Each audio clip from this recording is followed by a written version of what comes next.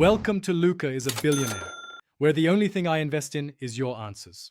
In this video, I will explain how to get Yama in Blox Fruits. First, you need to defeat 30 elite pirates or sea beasts. These formidable foes are scattered throughout the third sea, so be prepared for a challenge. Once you've vanquished 30 of them, you'll be ready for the next crucial step in your quest to obtain this legendary sword. After defeating the required enemies, make your way to Hydra Island. Behind the main waterfall, you'll find a secret temple.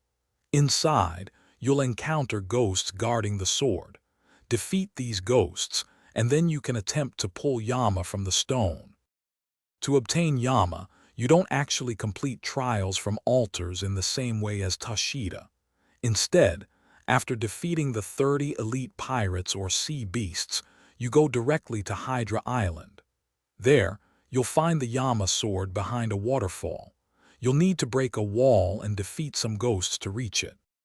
Once you've defeated the ghosts guarding Yama, you can click on the sword multiple times. A message will appear, warning you about a curse.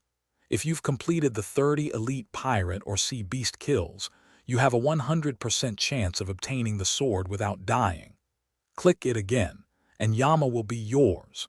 Also, for those interested in improving their financial mindset, check the description for a link to a fantastic book and other great deals. Thanks for watching and please subscribe. It's the best investment you'll ever make.